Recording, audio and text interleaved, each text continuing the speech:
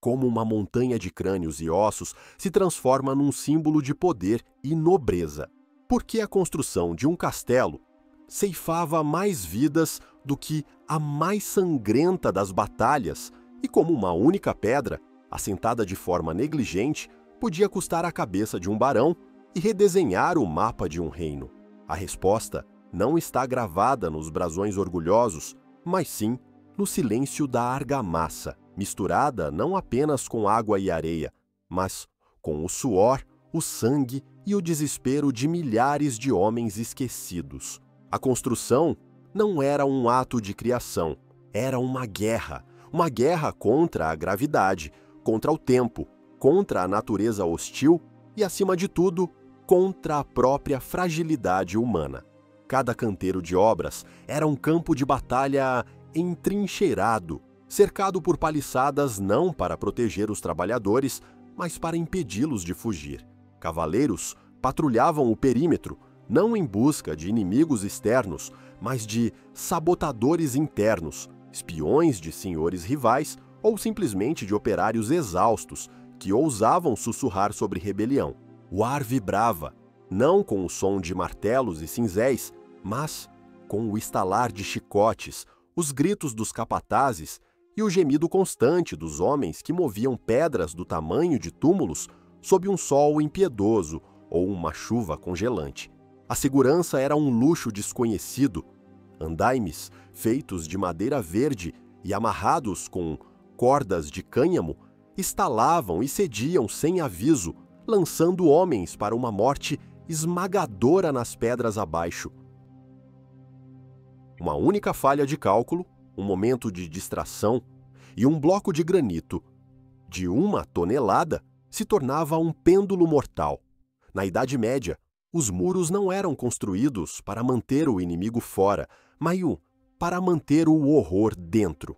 Os cronistas da época, monges letrados que raramente sujavam as mãos, escreviam sobre a glória do Senhor e a magnificência da fortaleza que se erguia para os céus. Eles omitiam convenientemente o custo real. Omitiam as valas comuns, discretamente cavadas ao anoitecer, para receber os corpos daqueles que sucumbiam à exaustão, à doença ou aos acidentes. Omitiam a disenteria, que varria os acampamentos improvisados como um ceifador invisível, resultado da água contaminada e da ausência total de saneamento. A comida era escassa e de péssima qualidade, muitas vezes não passando de um pão grosseiro e uma sopa rala. Cada pedaço de pão era um dia a mais de vida, um dia a mais de agonia. A disciplina era mantida com uma crueldade que hoje nos pareceria inconcebível. O roubo de uma ferramenta era punido com a amputação de uma mão, uma tentativa de fuga com a forca, uma palavra de desafio, com um chicoteamento, até que as costas do homem fossem uma massa de carne e sangue. E mesmo assim havia revoltas, erupções de fúria desesperada rapidamente sufocadas em sangue. Os líderes eram executados de forma exemplar. Seus corpos deixados a apodrecer nas paliçadas como um aviso para os demais. A construção era uma máquina que devorava homens. Camponeses arrancados de suas terras, prisioneiros de guerra, devedores, todos eram forçados a trabalhar. Eles não eram arquitetos, eram escravos. Suas ferramentas eram primitivas, alavancas de madeira, roldanas que rangiam sob o peso, marretas que quebravam mais ossos do que pedras. O conhecimento era empírico, passado de mestre para aprendiz através de segredos sussurrados e erros fatais. Não havia plantas detalhadas, apenas a vontade de ferro do senhor e a experiência de um mestre de obras que, ele próprio, arriscava a vida a cada decisão. Para os habitantes locais, a sombra crescente do castelo era um presságio. Significava impostos mais altos, requisição de alimentos e a perda de filhos e maridos para a fome insaciável da construção. Significava o fim de um mundo e o começo de outro, um mundo governado pela pedra fria e pela vontade do homem que a comandava. E nesse caldeirão de sofrimento nasciam as primeiras lendas, sussurros de que, para garantir a força dos muros, uma criança era emparedada viva em suas fundações, um sacrifício de sangue para apaziguar os antigos espíritos da terra. Embora os arqueólogos raramente encontrem provas de tais rituais, o próprio medo que os gerou é um testemunho da brutalidade da época. O castelo não nascia como uma obra de arte. Ele nascia como uma ferida aberta na paisagem, um monumento ao medo de seu criador e uma promessa de violência para seus inimigos. Era um gigante de pedra alimentado por vidas humanas, cuja única finalidade era projetar poder. Cada torre era uma lança apontada para o céu, cada muralha um punho cerrado contra o mundo. O dia em que a última pedra era assentada não era celebrado com alegria pelos construtores sobreviventes. Era um dia de alívio temeroso. O monstro estava completo e agora exigiria novos sacrifícios para se manter vivo. A grande festa de inauguração, com seus estandartes coloridos e trombetas retumbantes, era apenas o prelúdio para um novo tipo de guerra, uma guerra travada não com picaretas e paz, mas com sorrisos falsos e adagas escondidas. E você, o que faria para garantir a estabilidade de sua fortaleza? Sacrificaria um inocente para fortalecer seus muros ou confiaria apenas na perícia de seus construtores? Deixe sua escolha nos comentários e nos diga que tipo de senhor você seria. Quando a última pedra foi assentada, a corte do novo senhor reuniu-se pela primeira vez no grande salão, e o cheiro de argamassa fresca misturou-se ao perfume caro dos nobres e ao fedor sutil da traição que já pairava no ar. O grande salão não era um espaço de celebração, mas um campo de batalha cuidadosamente encenado.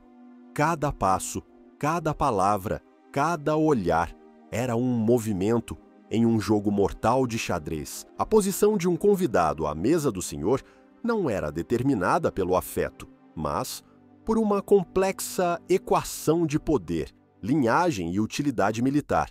Sentar-se muito perto do barão era uma demonstração de favor, mas também o tornava um alvo. Sentar-se muito longe era um sinal de desgraça, um convite à conspiração. O próprio banquete era uma arma. A abundância de comida, os vinhos exóticos, os cisnes assados e reapresentados com suas penas não eram apenas para saciar a fome, mas para humilhar os rivais, para demonstrar uma riqueza tão vasta que poderia ser desperdiçada em exibições ostentatórias. Você conseguiria distinguir o som de um osso de frango quebrando do som de uma aliança sendo selada em um sussurro, sob o barulho das canções, dos menestréis e das risadas forçadas. Os verdadeiros negócios eram fechados.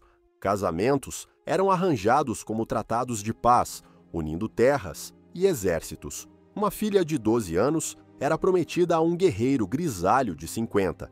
Seu dote sendo a chave para uma passagem estratégica nas montanhas. O amor era uma fantasia para camponeses. Para a nobreza, o leito nupcial era uma extensão do campo de batalha. A hierarquia era rígida e visível. O senhor e sua família comiam em um estrado elevado, o dais, literalmente olhando de cima para o resto de seus súditos. Abaixo deles, os cavaleiros, os clérigos, os administradores, cada um em seu lugar. Até o bobo da corte, com suas piadas grosseiras e sua aparente loucura, tinha um papel. Ele era o único a quem era permitido falar a verdade ao poder, embora uma verdade velada em enigmas e sarcasmo. Uma piada no momento errado, no entanto, poderia custar-lhe a língua. Espiões estavam em toda parte. A criada que servia o vinho, o pajem que segurava a tocha, o guarda sonolento no canto, todos poderiam ter os ouvidos comprados. Um comentário descuidado, uma queixa sobre impostos, um elogio à esposa de outro homem, tudo era relatado. A paranoia era o ar que se respirava. Um presente de um vizinho poderia ser um gesto de amizade ou um cavalo de Troia, um convite para uma caçada, uma oportunidade para um acidente fatal. O veneno era o convidado silencioso em muitas festas. Misturado ao vinho ou polvilhado sobre a carne, era uma forma discreta e eficaz de resolver disputas dinásticas. Cantarela, a infame mistura dos Borgias, ainda estava a séculos de distância, mas o arsênico e o acônito já faziam seu trabalho silencioso. Por essa razão, muitos senhores empregavam provadores de comida, homens cuja vida era um constante jogo de roleta russa culinária. A etiqueta era uma armadura. Saber como usar o garfo correto, como se dirigir a um duque em oposição a um barão, como aceitar um cálice de vinho sem ofender o anfitrião, eram habilidades de sobrevivência. Um deslize poderia ser interpretado como um insulto deliberado, uma provocação que poderia levar a um duelo ao amanhecer ou a uma guerra que duraria uma geração. A justiça do Senhor era um teatro de poder, rápida, brutal e pública. O julgamento de um ladrão ou de um traidor era realizado no próprio grande salão para que todos vissem. A misericórdia era um sinal de fraqueza que um senhor raramente podia se dar ao luxo de mostrar. A forca, o cepo do carrasco, a masmorra escura e úmida eram ferramentas de governo tão importantes quanto a espada e a lança. Na frieza da pedra, a paixão humana fervia. A esposa do barão, presa em um casamento político, podia trocar olhares ardentes com um jovem cavaleiro. Um romance perigoso que, se descoberto, terminaria com uma decapitação e uma vida inteira em um convento. Filhos mais novos, sem esperança de herdar o título ou as terras, conspiravam contra o irmão mais velho. A ambição era um ácido que corroía os laços de sangue. O castelo, portanto, não era um lar, era uma jaula dourada, um palco para o drama interminável da ambição humana.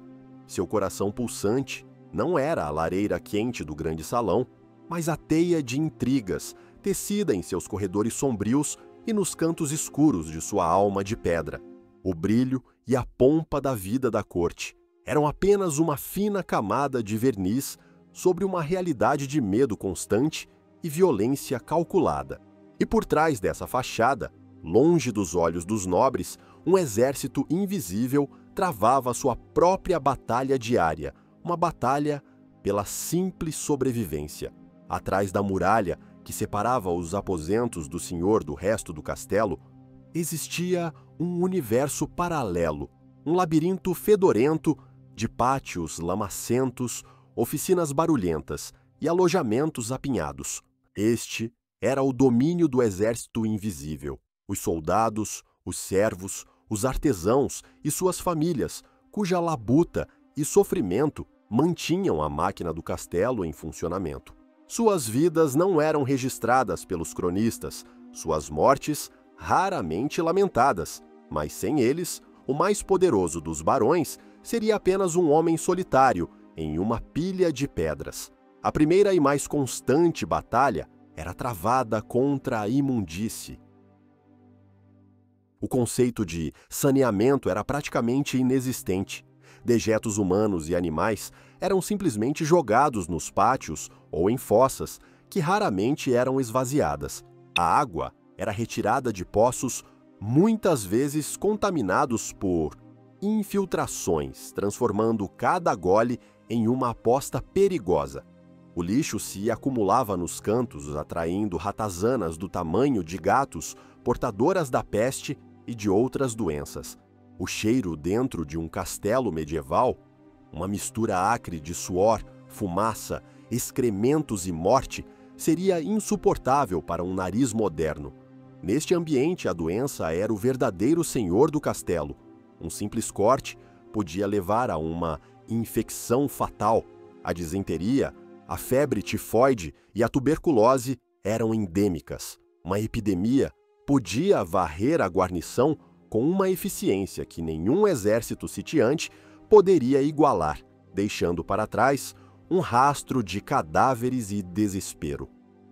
Os médicos, quando existiam, confiavam mais em sangrias, orações e amuletos do que em qualquer conhecimento real do corpo humano.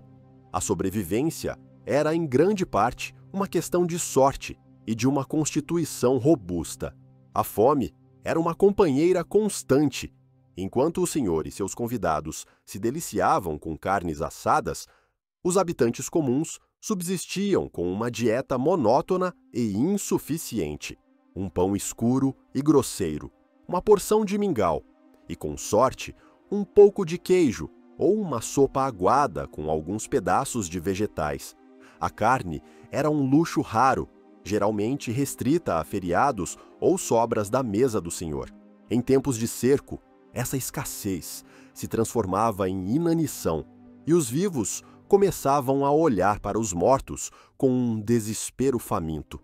Para os soldados da guarnição, a vida era uma rotina de tédio entorpecente, pontuada por momentos de terror abjeto.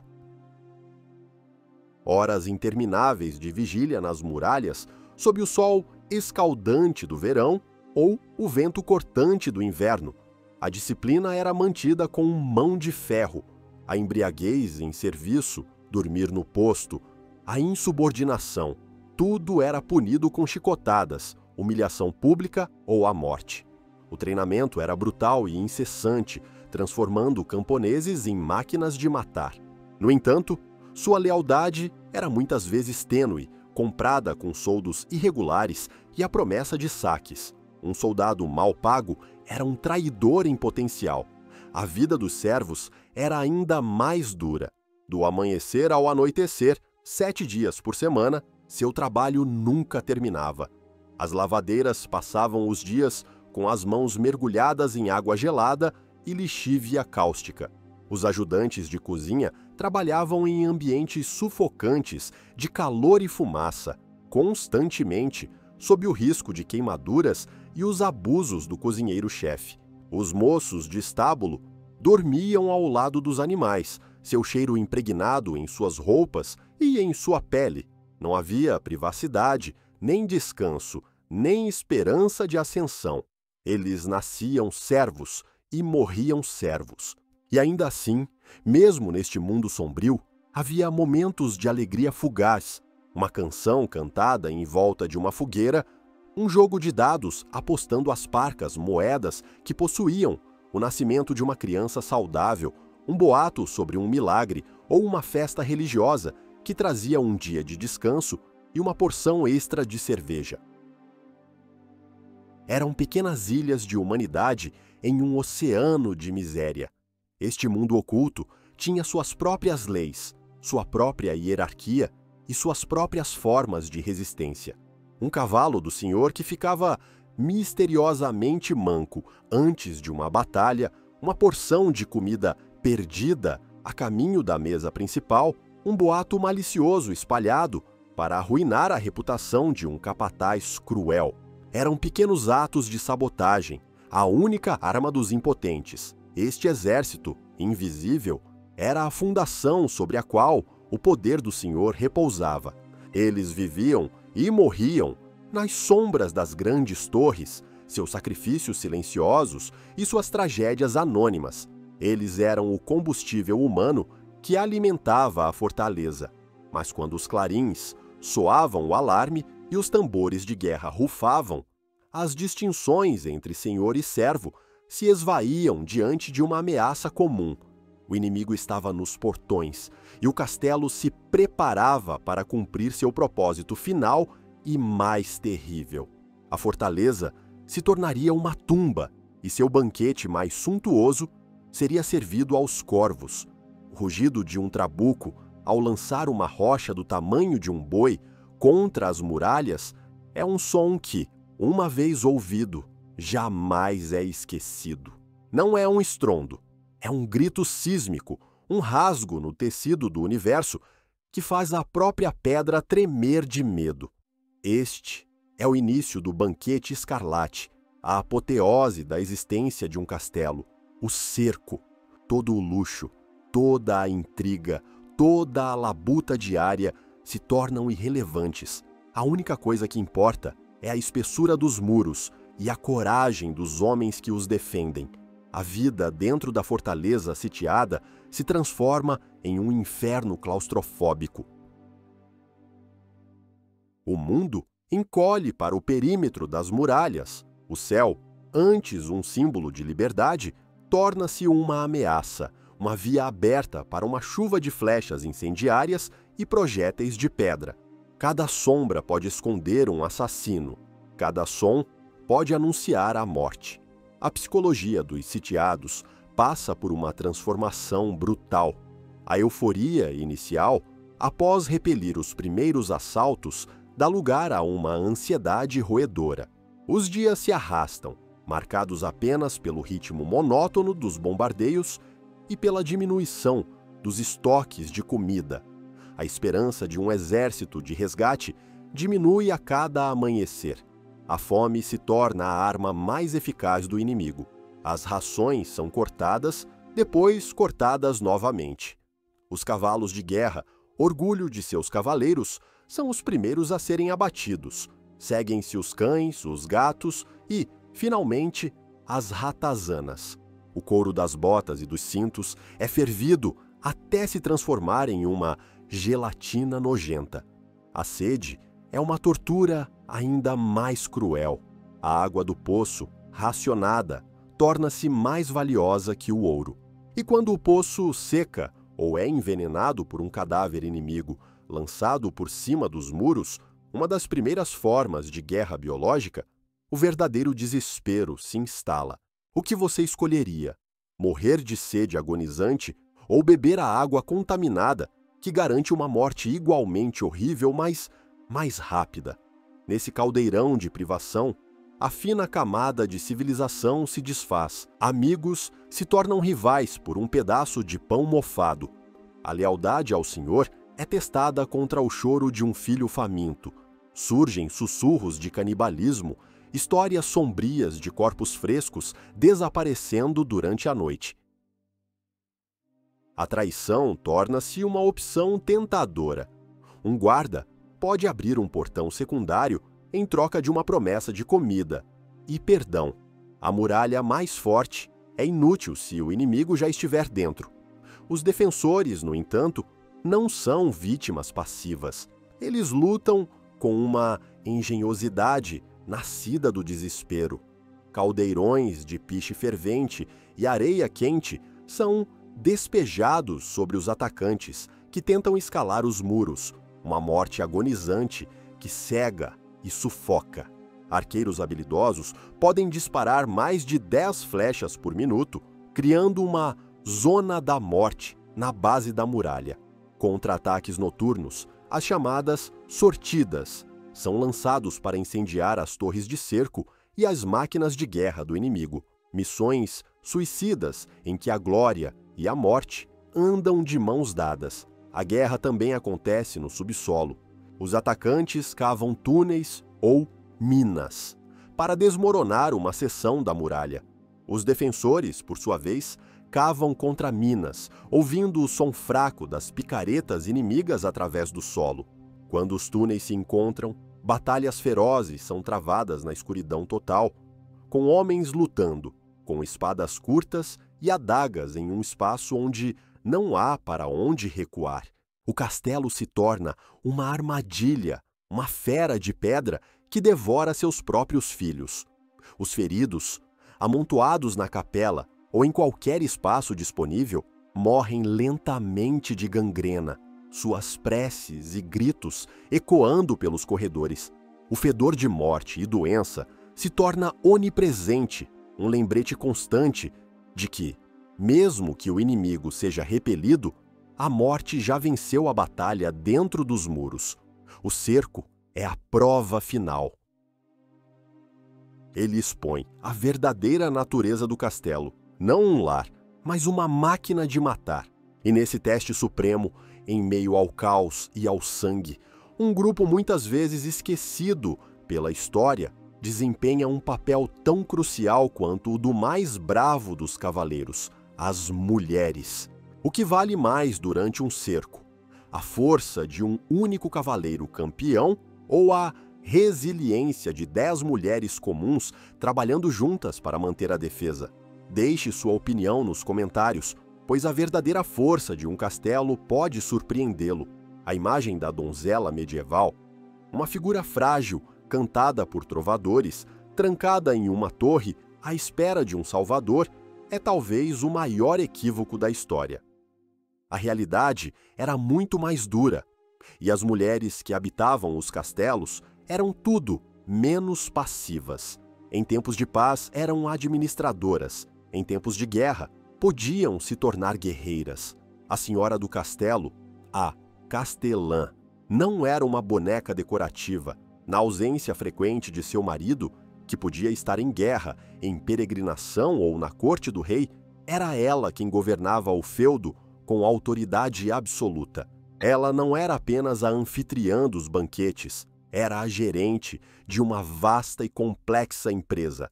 Supervisionava as colheitas, administrava as finanças, presidia os tribunais locais e garantia que as defesas do castelo estivessem sempre prontas.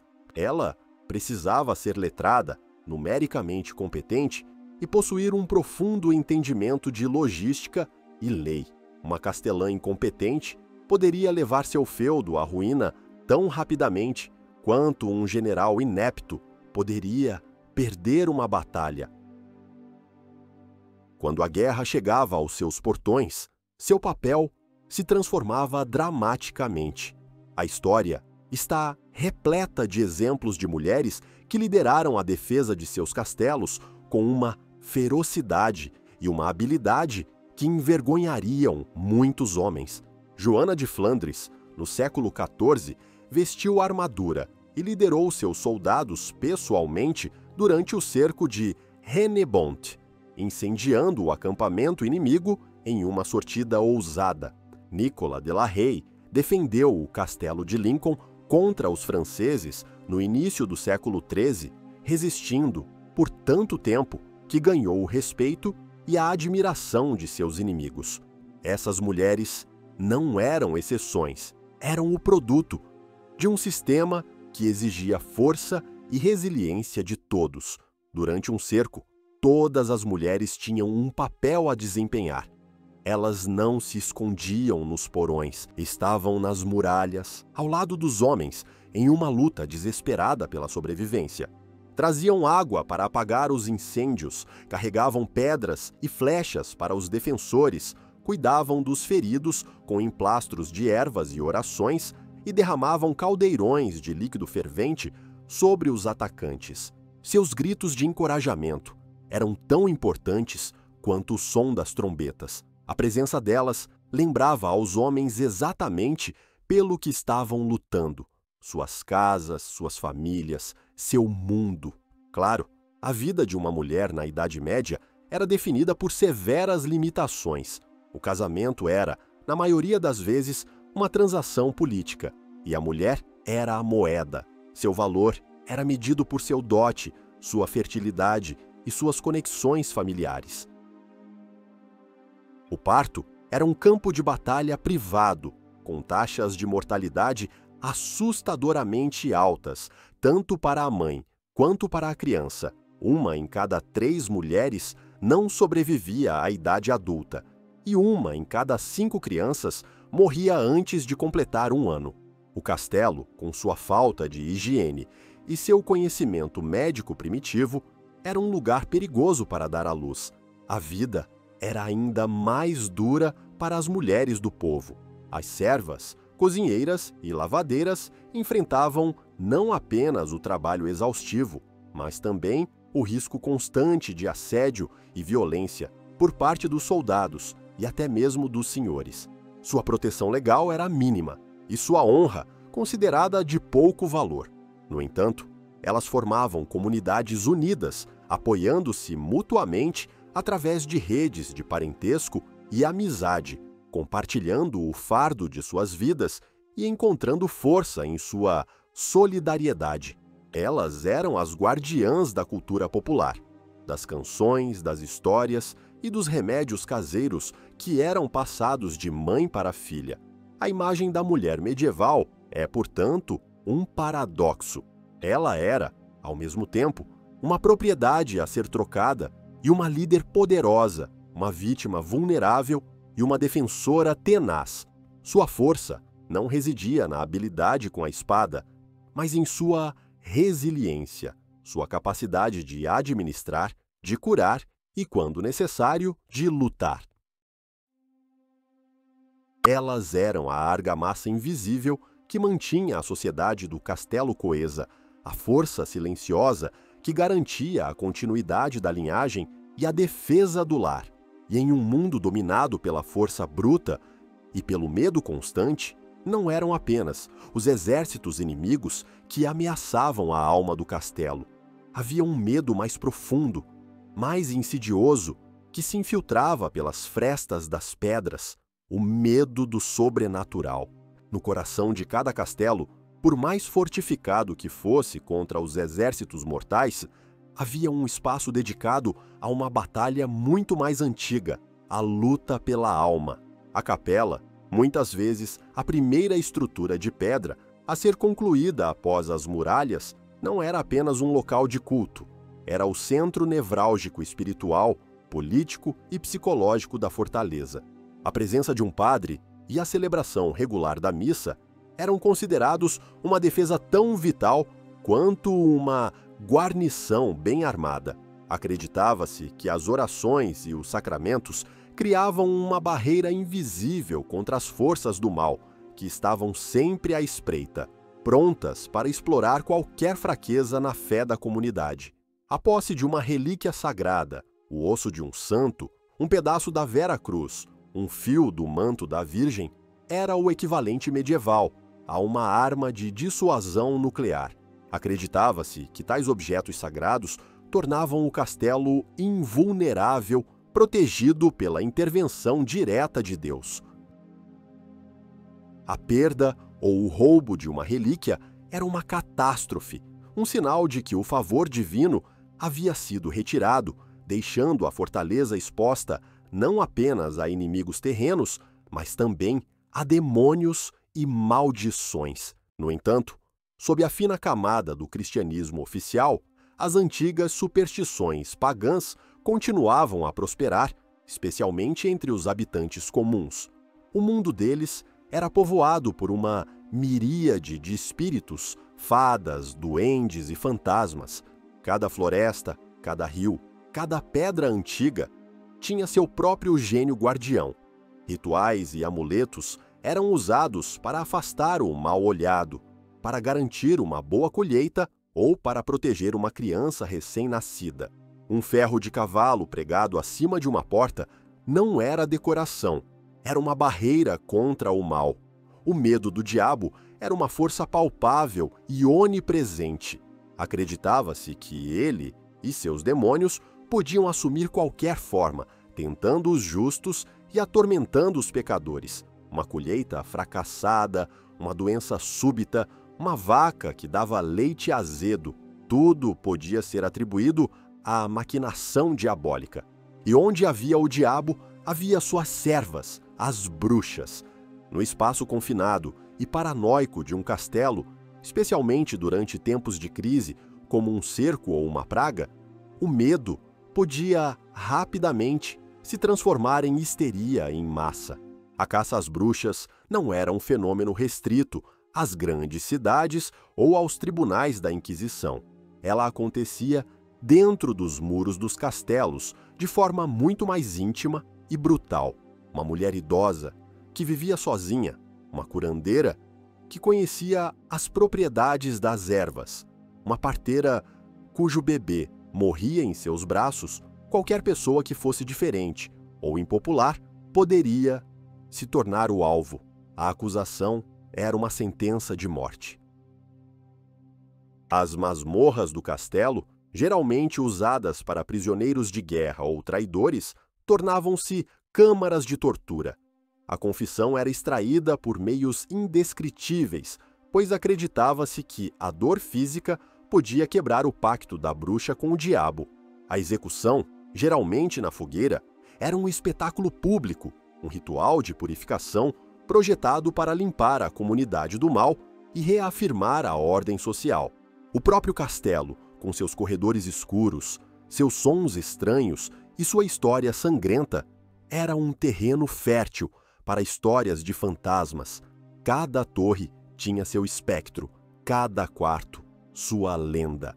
A Dama de Branco, o fantasma de uma noiva assassinada em sua noite de núpcias. O Cavaleiro Sem Cabeça, ainda patrulhando as muralhas, os lamentos das crianças emparedadas vivas. Essas histórias não eram apenas entretenimento.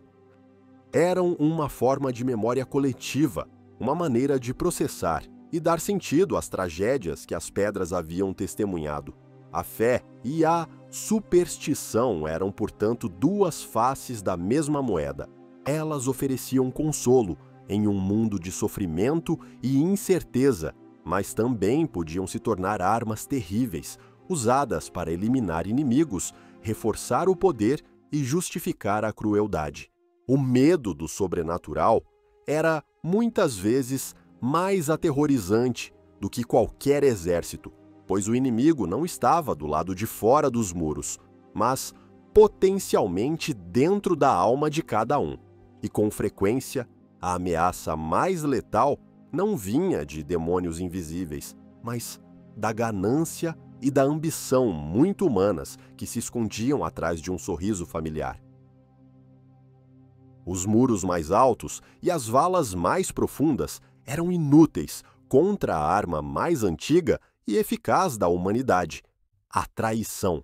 A ameaça mais perigosa para a estabilidade de um castelo raramente vinha de um exército sitiante. Ela nascia nos corredores silenciosos, era sussurrada em alcovas escuras e florescia no coração da própria família governante.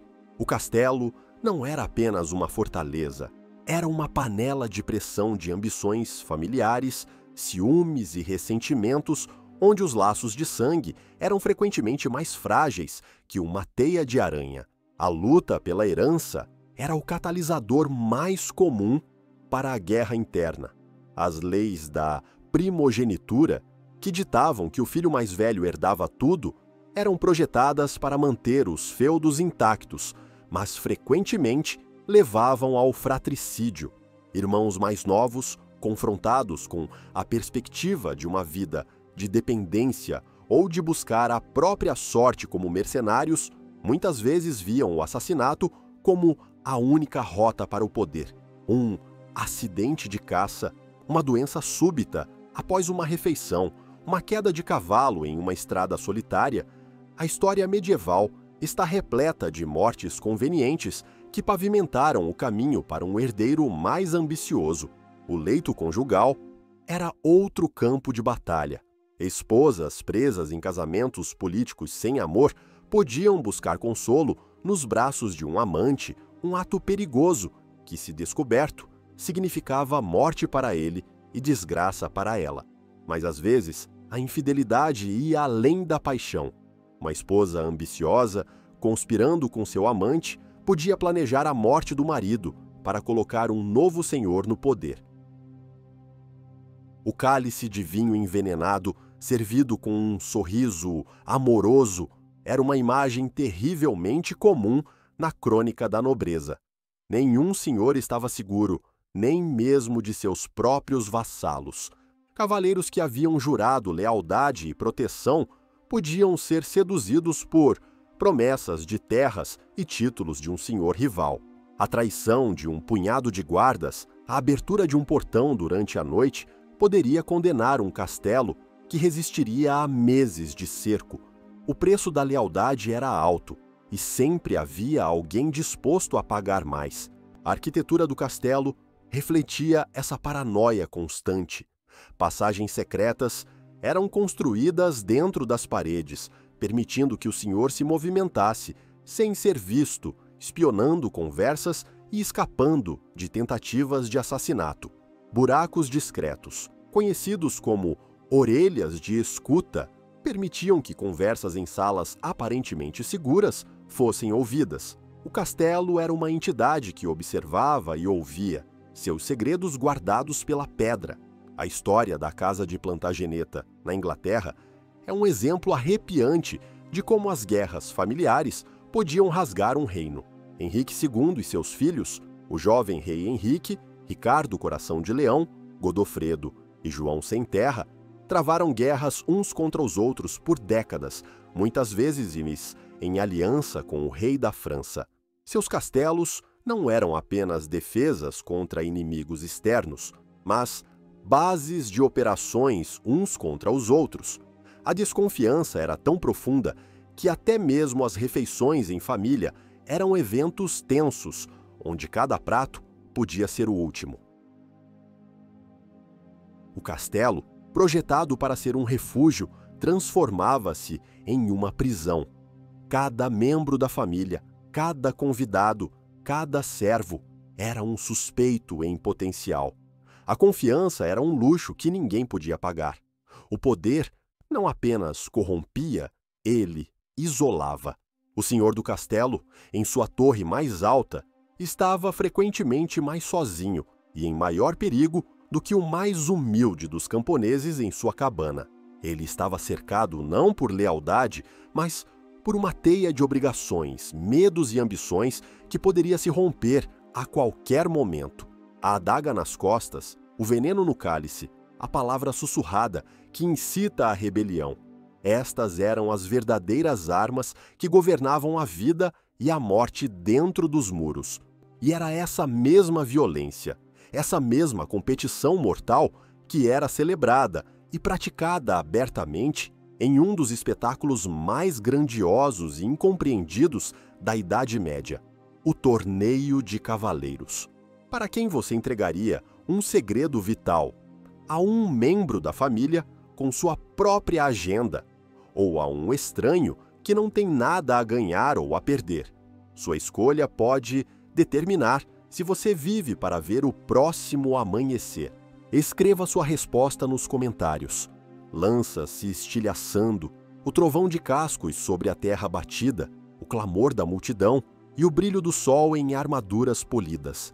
O Torneio de Cavaleiros é frequentemente imaginado como um espetáculo de galanteria, um balé de violência controlada, onde nobres cavaleiros competiam pela honra e pelo favor de uma dama.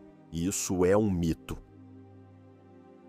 A realidade era muito mais próxima de uma guerra em grande escala, um esporte de contato brutal e muitas vezes mortal, que servia como treinamento militar, feira de vaidades e um mercado de alto risco, onde fortunas e vidas eram ganhas e perdidas em um único dia. Os primeiros torneios não eram os duelos individuais, as justas, que se tornaram populares mais tarde. Eram as mêlees, batalhas campais simuladas envolvendo dezenas ou até centenas de cavaleiros de cada lado, lutando em um vasto terreno demarcado. A palavra simulada é enganosa. Embora as espadas pudessem ter as pontas embotadas, o objetivo era muito real: incapacitar e capturar o oponente. Um cavaleiro capturado tinha que pagar um resgate substancial ao seu captor para recuperar sua liberdade, sua armadura e seu cavalo de guerra, que valiam uma fortuna. Para um cavaleiro jovem e sem terras, um torneio era uma oportunidade de ouro. Uma boa performance poderia atrair a atenção de um grande senhor em busca de guerreiros talentosos, garantindo um emprego e um futuro. A captura de um nobre rico poderia torná-lo um homem rico, da noite para o dia.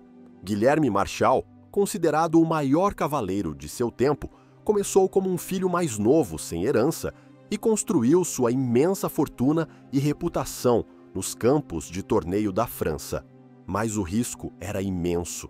As lesões eram comuns e horríveis. Ossos quebrados, concussões e feridas internas eram a norma. A morte não era uma exceção. Cavaleiros podiam ser pisoteados até a morte no caos da mêlée. sufocar dentro de seus elmos sob o calor do sol, ou sofrer um golpe mal calculado que quebrava o pescoço. Em 1241, em um único torneio em Neuss, perto de Colônia, mais de 60 cavaleiros morreram. A Igreja condenava veementemente os torneios, considerando-os uma manifestação de orgulho pecaminoso e violência gratuita, e muitas vezes negava um enterro cristão aos que morriam em combate. Os reis também os viam com suspeita.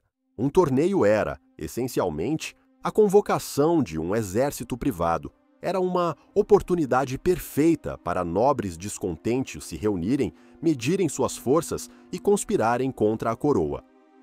Por essa razão, muitos governantes proibiram os torneios em seus reinos, embora com sucesso limitado.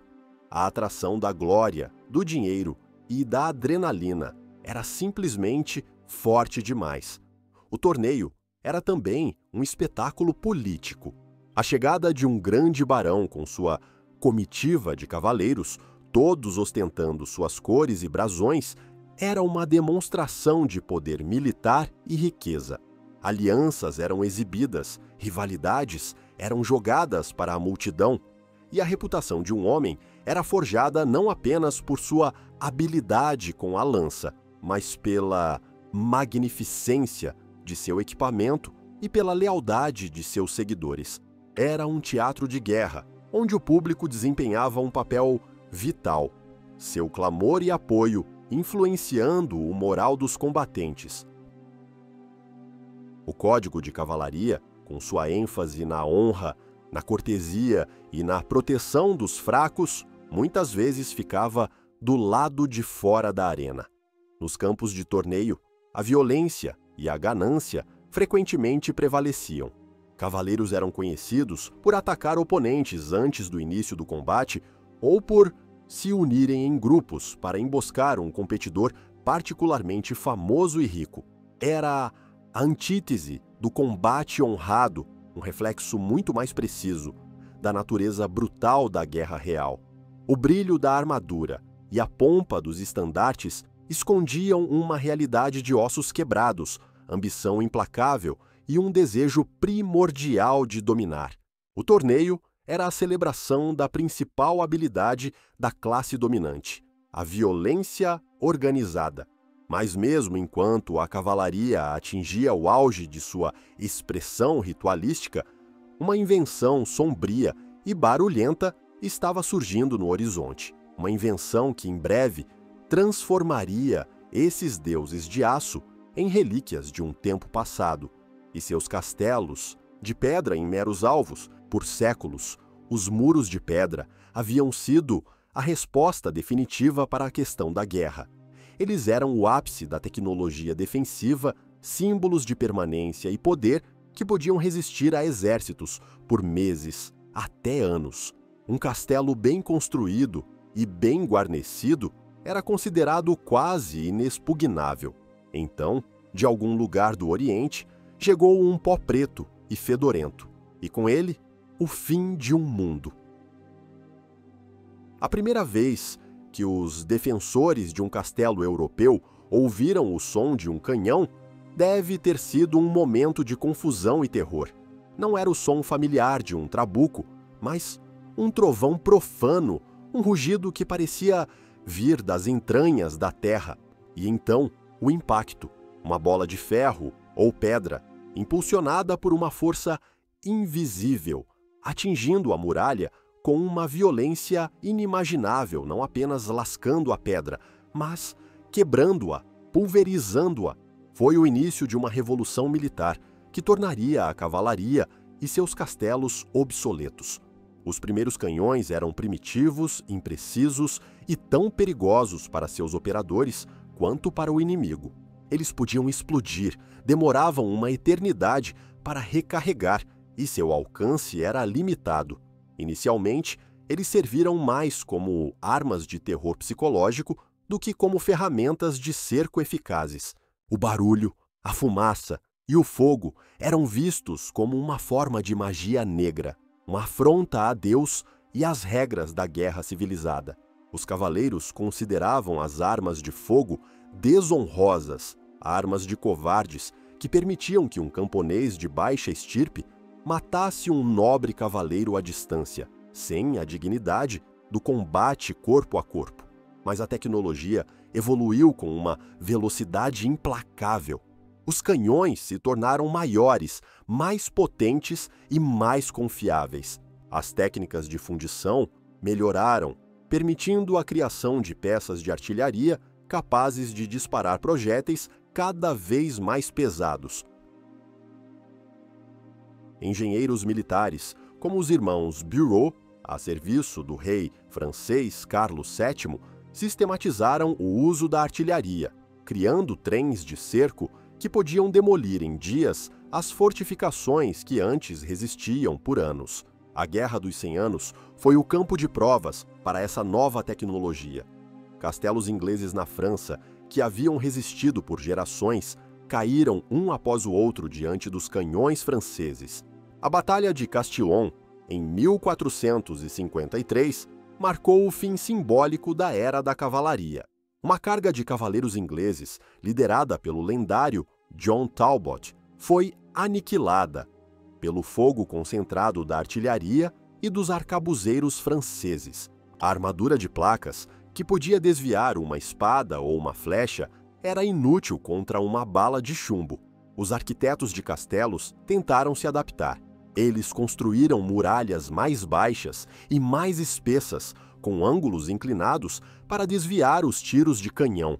Desenvolveram baluartes em forma de estrela, projetados para fornecer campos de tiro cruzado para seus próprios canhões defensivos. Mas era uma corrida armamentista que eles estavam destinados a perder. A verdade inescapável era que a defesa estática de pedra não era mais páreo para o poder de fogo móvel. A própria natureza do poder estava mudando. Os reis e os governos centrais, que podiam arcar com os custos exorbitantes da artilharia, ganharam uma vantagem decisiva sobre os nobres feudais. Um barão rebelde em seu castelo não era mais uma ameaça séria quando o exército do rei podia simplesmente derrubar seus muros. A pólvora não destruiu apenas as paredes dos castelos, ela demoliu os próprios alicerces do sistema feudal. Os castelos começaram sua longa e lenta transformação. Aqueles que não foram simplesmente abandonados à ruína foram reconstruídos. Suas muralhas defensivas foram derrubadas para dar lugar a grandes janelas, seus pátios internos transformados em jardins ornamentais. Fortalezas militares se tornaram palácios luxuosos, residências de campo para uma aristocracia que agora competia não com espadas, mas com demonstrações de riqueza e cultura. Outros tiveram um destino mais sombrio, tornando-se prisões estatais, como a Torre de Londres ou a Bastilha, suas masmorras e câmaras de tortura, encontrando um novo e terrível propósito. O gigante de pedra estava morrendo. Seu coração de guerra havia parado de bater. O mundo havia mudado ao seu redor, deixando-o para trás.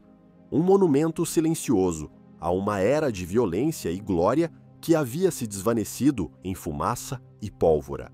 E em seu silêncio, o castelo começou a contar um tipo diferente de história. Quando o último soldado partiu e o último canhão silenciou, os castelos entraram em seu longo crepúsculo. A natureza, paciente e implacável, começou a reclamar o que era seu. A era cobriu as muralhas, suas raízes se infiltrando nas frestas da argamassa. As árvores cresceram nos pátios, seus galhos quebrando as lajes do chão. Os telhados desabaram, expondo os grandes salões ao céu aberto. Os gigantes de pedra adormeceram, tornando-se parte da paisagem, esqueletos de uma era esquecida. E no silêncio de sua decadência, eles se tornaram poderosos ímãs para a imaginação humana. As tragédias e violências que suas pedras haviam testemunhado não foram esquecidas. Elas se transformaram em lendas, Cada castelo em ruínas adquiriu seus próprios fantasmas, suas próprias maldições. A memória coletiva do sangue derramado, da traição e do sofrimento se cristalizou em contos de damas de branco, cavaleiros sem cabeça e o choro de crianças espectrais. Essas histórias, embora fantásticas, continham um núcleo de verdade histórica. Eram a maneira do povo preservar a memória emocional do passado, traduzindo o horror real em um horror sobrenatural. A chegada do romantismo no século XIX deu uma nova vida a essas ruínas. Artistas, poetas e nobres viajantes viam nos castelos em ruínas não apenas pilhas de pedra, mas símbolos sublimes de um passado nobre e heróico. Eles pintaram paisagens melancólicas, escreveram poemas sobre a transitoriedade da glória e, às vezes, até compraram e restauraram os castelos, muitas vezes com mais entusiasmo do que precisão histórica, adicionando torres e ameias que nunca existiram.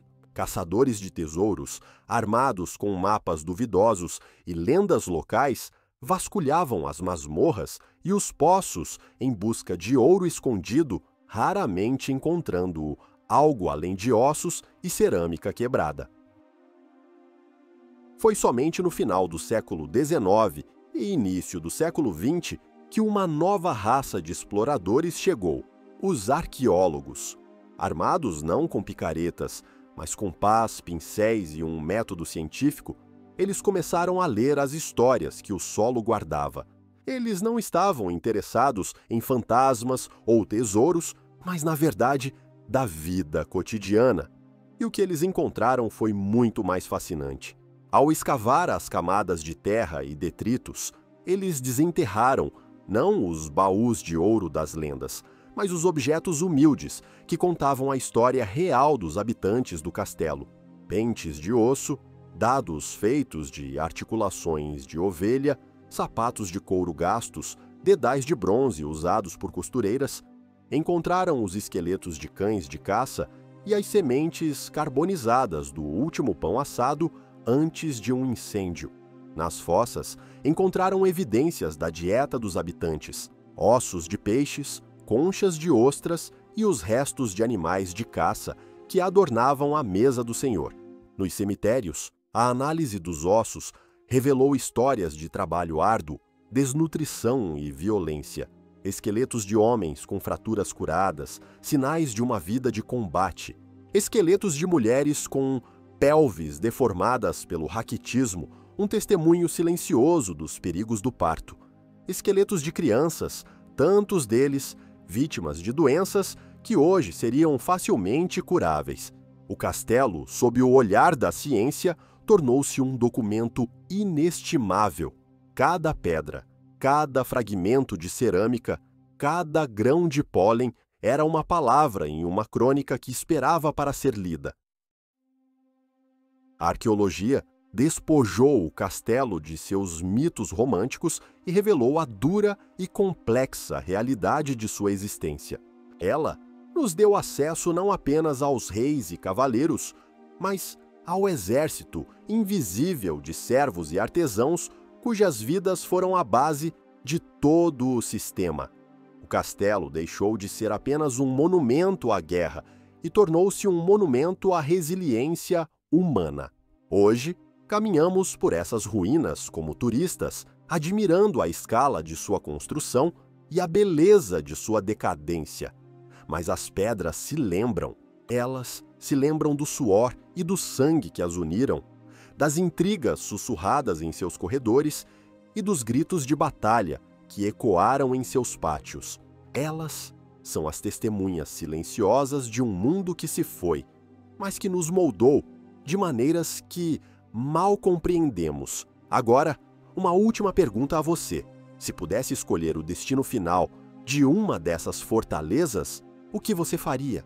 A transformaria em um museu perfeitamente restaurado, um lugar de aprendizado silencioso e organizado, ou a deixaria como uma ruína selvagem e intocada para que a natureza e a imaginação continuem a contar suas próprias histórias?